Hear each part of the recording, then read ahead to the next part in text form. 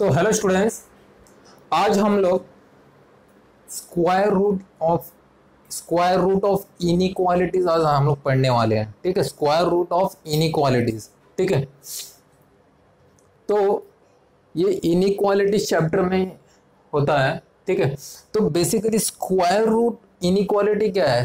देखो, शुरू में स्क्वायर रूट आ रहा है तो मतलब क्या होगा, square root something, square root के अंदर इनइक्वालिटीज होगा। ठीक है, स्क्वायर रूट वाला इनइक्वालिटीज हमको सॉल्व करना है।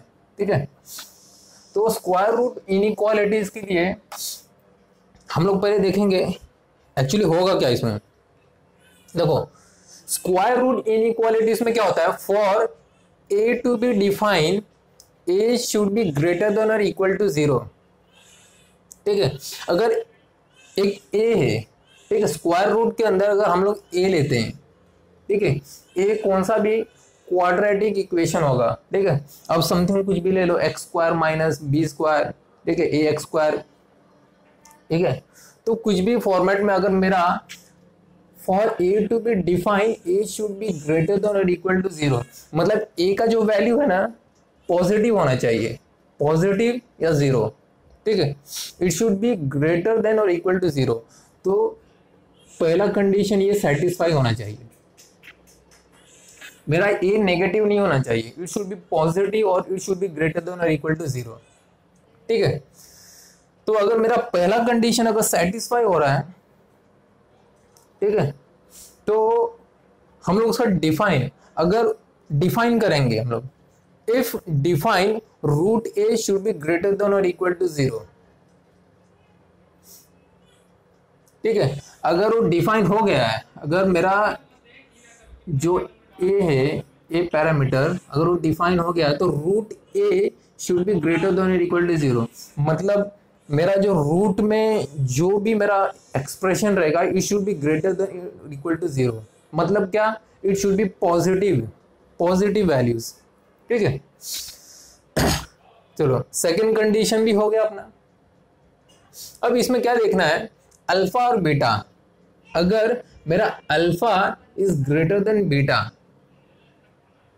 Alpha is greater than beta, अगर मेरा अल्फा का जो वैल्यू है अगर वो बीटा से बड़ा है, देन क्या करना है हमको। ठीक है, तो ये कंडीशन में क्या करना है, squaring on both the side. अगर मैं squaring on both the side करूंगा तो alpha square is greater than beta square. ठीक है, कब स्क्वायरिंग कब करना है, जब मेरा अल्फा और बीटा का वैल्यू 0 से बड़ा रहेगा, मतलब क्या, पॉजिटिव रहेगा। मेरा alpha and beta should be positive, it should be greater then 0। ठीक है, और एक और कंडीशन है, अगर alpha square is less then beta square, alpha square अगर मेरा बीटा से छोटा है, तो अल्फा कमा बीटा अगर नेगेटिव रहेगा, मेरा अल्फा और बीटा अगर नेगेटिव रहेगा, तो मेरा यहाँ पे क्या आएगा, यहाँ पे alpha square is less then beta square. ठीक है, ये आपको तीन शुरू में आपको ये पॉइंट्स आपको समझ के लेना है।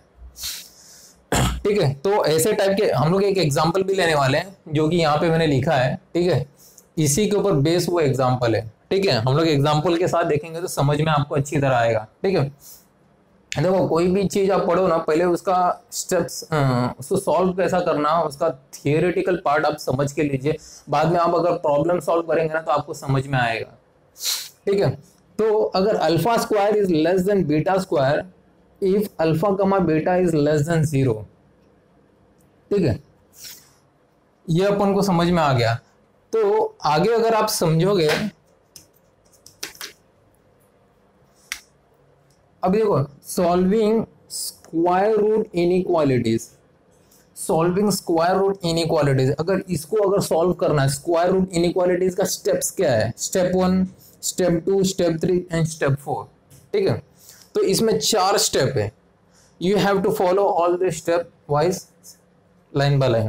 देखो, स्क्वायर रूट इनइक्वालिटीज को सॉल्व करने के लिए स्टेप 1 क्या है, फाइंड डोमेन ऑफ इनइक्वालिटी। कोई भी इनइक्वालिटी है तो उसका डोमेन हमको फाइंड आउट करना है। Domain that is capital D, D capital D से आप डी बोल रहे हो उसको। ठीक है। तो find domain of inequality that is capital D. If question contain, अगर क्वेश्चन में देखो, if question contain root A then solve A should be greater than और equal to zero. A should be greater than और equal to zero, जो कि यहाँ पे हम लोग ने बताया था। अगर क्वेश्चन में रूट है समथिंग रूट में, ठीक है, ऐसा पार्ट में रूट में, तो मेरा a should be greater than और इक्वल टू जीरो होना चाहिए, पॉजिटिव होना चाहिए, ठीक है। तो फाइंड डोमेन ऑफ इनइक्वालिटी से capital D. If question contain root A then solve A should be greater than और इक्वल टू जीरो। अब रूट ए आया, अभी देखो सेकेंड स्टेप में क्या है, remove square root sign by squaring both the side. अभी हमको क्या है, रूट आया, स्क्वायर रूट। तो स्क्वायर रूट अगर आया तो ये स्क्वायर रूट को रिमूव भी तो करना है हमको। स्क्वायर रूट अगर रहेगा, कोई भी इक्वेशन में स्क्वायर रूट रहेगा, तो स्क्वायर रूट से कैसे आप सॉल्व करोगे? जब तक आप स्क्वायर रूट को रिमूव नहीं करोगे तो आगे कैसे सॉल्व होगा? तो obviously you have to remove the square root sign, remove the square root sign by squaring both the side. क्या करोगे? कोई भी स्क्वायर रूट को निकालने के लिए हम क्या करते हैं, बेसिकली स्क्वायर करते हैं, ठीक है। तो स्क्वायर रूट कर देंगे, स्क्वायर कर देंगे। तो सेकेंड स्टेप में ये है। थर्ड स्टेप में देखो क्या है, सॉल्व द इनइक्वालिटी। इनइक्वालिटी को अगर सॉल्व करोगे squaring on both the side, then if you solve the inequality, वो क्या होगा, इट इज सोल्यूशन एस, उसको हम एस बोलते हैं। तो हम लोग ने डी निकाला और एस निकाला। अब मुझे कैपिटल डी डोमेन तो मिल गया है, ठीक है, मेरे को सोल्यूशन भी मिल गया है, squaring on both the side. तो उसके बाद क्या करना है, उसके बाद हमको इंटरसेक्शन निकालना है। इंटरसेक्शन सेट में पढ़ा था हम लोग ने, सेट में इंटरसेक्शन निकालना है, ठीक है। तो intersection is denoted by this sign, ठीक है। तो take intersection of the solution with domain to get the final solution. तो इंटरसेक्शन निकालेंगे तो फाइनल सॉल्यूशन मुझे ऐसा मिलेगा, ठीक है। तो ये स्टेप को अगर हम फॉलो करके वो एग्जांपल हम सॉल्व करने वाले हैं, ठीक है। तो ये एग्जांपल में देखो आप क्या है, सॉल्यूशन अगर लेंगे तो इसको अगर मैं सॉल्व करूं, ठीक है, तो पहले क्या दिया, फाइंड डोमेन ऑफ इनइक्वालिटीज। इसका डोमेन कैसे निकालेंगे हम लोग, ठीक है। It should be greater than और इक्वल टू जीरो है, ठीक है। तो इसको अगर मैं फॉर डोमेन के लिए करते हैं, फॉर डोमेन, ठीक है, तो x square minus 9 should be greater than और इक्वल टू जीरो। तो पहला स्टेप मिल गया हमको, पहला स्टेप हमको मिल गया। तो इसका डोमेन क्या रहेगा, x बिलोंग्स टू, ठीक है, माइनस इंफिनिटी से -3, सॉरी क्लोज आएगा, यूनियन 3 से इंफिनिटी, ठीक है। तो ऐसा हमको मिलने वाला है।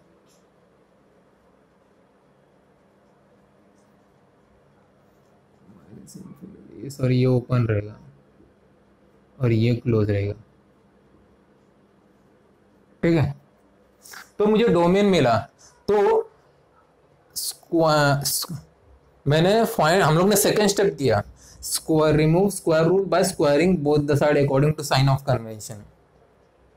Solve the inequality. अभी इनइक्वालिटीज को अगर सॉल्व करना है तो इसको हमको सॉल्व करना है। तो हम क्या करते हैं इनइक्वालिटीज में, थर्ड स्टेप में स्क्वायरिंग बोथ द साइड। अगर मैंने स्क्वायर किया, ठीक है, इसको मैंने ये सब ट्रांसफर किया, तो x square minus 18 is less than 0, ठीक है। तो 16 का रूट क्या होगा, देखो ये कैसा होगा, ए स्क्वायर माइनस बी स्क्वायर के फॉर्मेट में आप लिख सकते हो। तो एक्स स्क्वायर माइनस इसका रूट, तो 3 √2 ऐसा आएगा, 3 का स्क्वायर 9, ठीक है। तो इसको हम लोग 3 रूट्स को लेस देन और इक्वल टू 0, तो x माइनस 3√2, ठीक है। उसके बाद x plus 3√2 is less than 0, ठीक है। Solve the inequality, let solution be s। तो इसको अगर सॉल्व करेंगे तो मेरे को सोल्यूशन s क्या मिला, x बिलोंग्स टू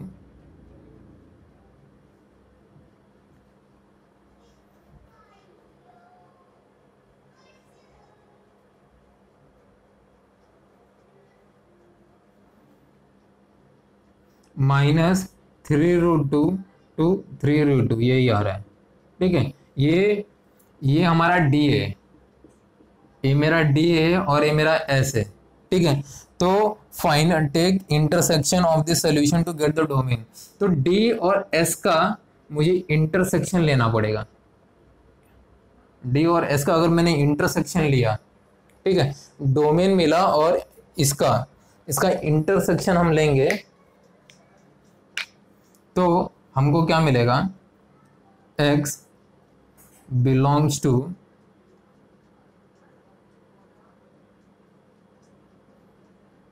-3√2 टू -3, ठीक है, -3√2 टू -3।